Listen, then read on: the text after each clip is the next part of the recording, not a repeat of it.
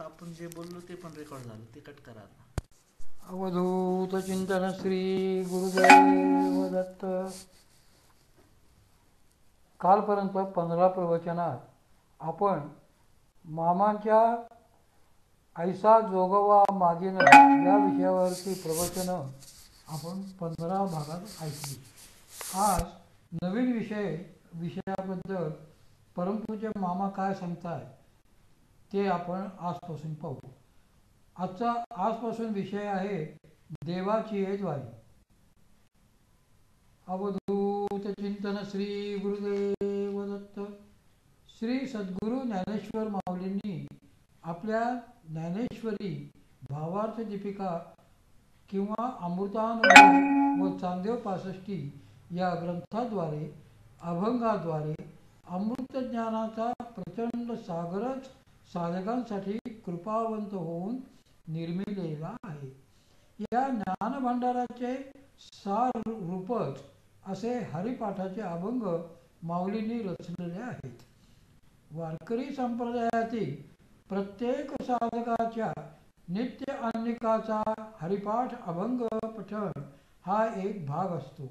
अशा अत्यंत गूढ व ज्ञानगर्भ अभंगाचा अर्थ आपण सद्गुरू श्री ज्ञानदेव माऊलींच्याच कृपेने बघण्याचा प्रयत्न करू. हरिपाठातील प्रथम अभंग खालीलप्रमाणे आहे. देवाची द्वारी उभा क्षण भरी, देवाची द्वारी उभा क्षण भरी, तेने मुक्तिचारी साधियेल्या, तेने मुक्तिचारी साधियेल्या. हरिमुखे म्हणा, हरिमुखे म्हणा, हरिमुखे म्हणा, हरिमुखे म्हणा, पुण्याची गणना कोण करी, पुण्याची गणना कोण करी.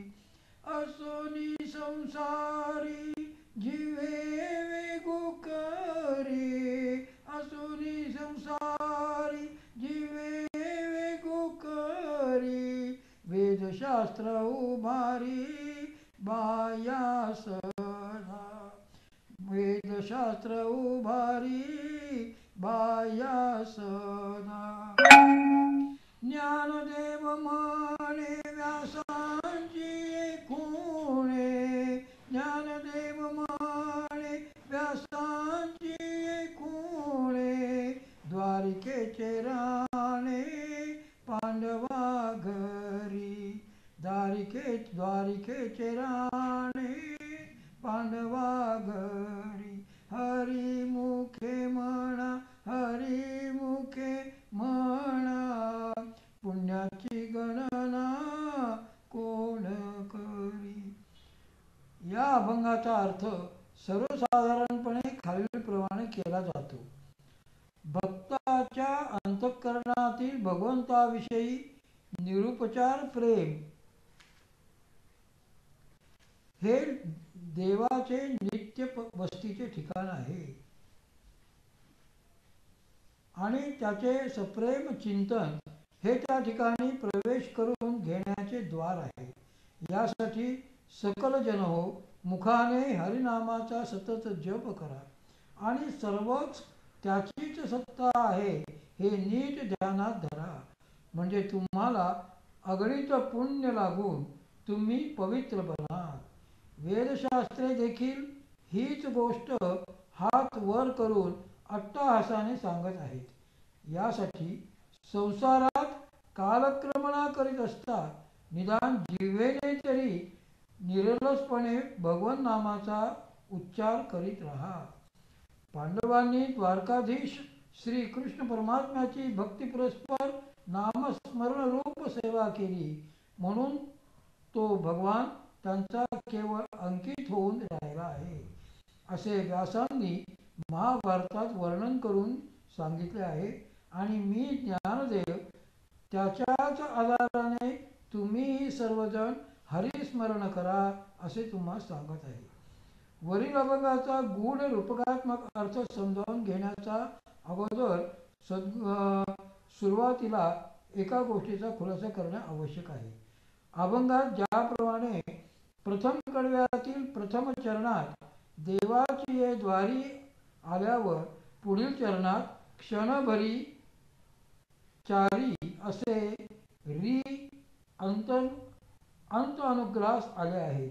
त्याचप्रमाणे चारही कडव्यात येणे आवश्यक व नियमांना धरूनच आहे. शेवटच्या कडव्यातील प्रथम ज्ञानदेव म्हणे असे शब्द आल्यावर पुढे नेच दोनदा यायला हवा व नंतर पांडवा घरी यायला हवा.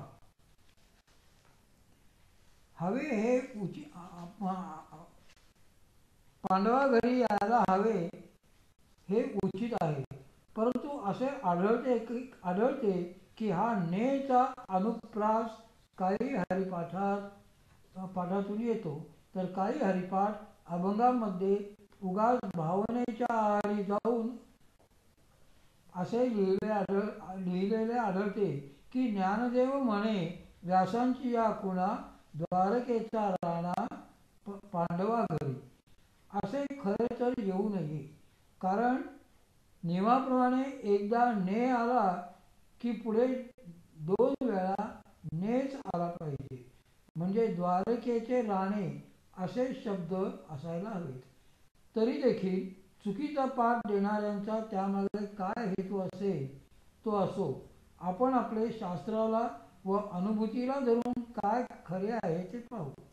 एकूण पंचरत्न हरिपाठ असा 5 संतांचा हरिपाठ वारकरी संप्रदायात प्रसिद्धच आहे. या 5 हरिपाठातही शिवपीठ जुनाट त्यातील ज्ञानाबाई मुकुट या उक्तीप्रमाणे माऊलींचा हरिपाठ सर्वात श्रेष्ठ आहे व श्रेष्ठते अनुरूपच तो अतिगूढही आहे.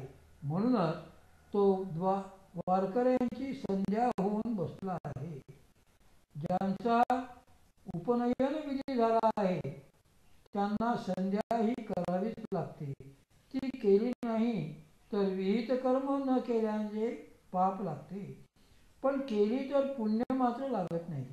कारण विधिवत विहित कर्माचे पालन करीत असताना आपोआपच ना फलेषु हा अनुभव येतो.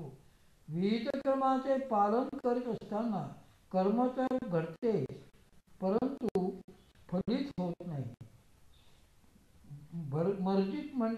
वर्जित म्हणजे भाजलेले बी पेरावे तसा प्रकार घडतो.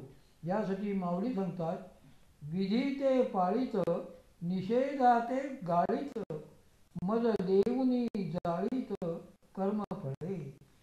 त्याचप्रमाणे वारकऱ्यांची संध्या असलेला हरिपाठ म्हटल्याशिवाय वारकरी तोंडात अन्न घेणार नाही, किंवा तसा प्रसंगच आला तर अन्न खाईल परंतु झोपणार नाही, कारण हे विहित कर्म त्यास एकजीव झालेले असते.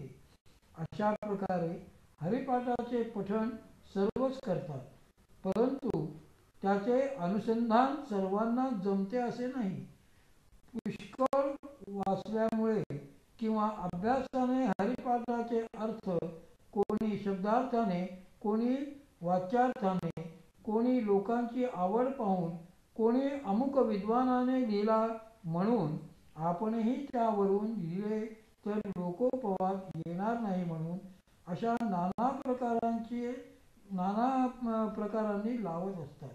खरे तर लक्ष्यार्थाने अर्थ प्रतिपादन करणे जरुरीचे असते, पण लक्ष्यार्थाने अर्थ बघायचा झाला तर त्यास आंतरिक अभ्यासाची जरूर असते, सद्गुरु कृपेची जरूर असते.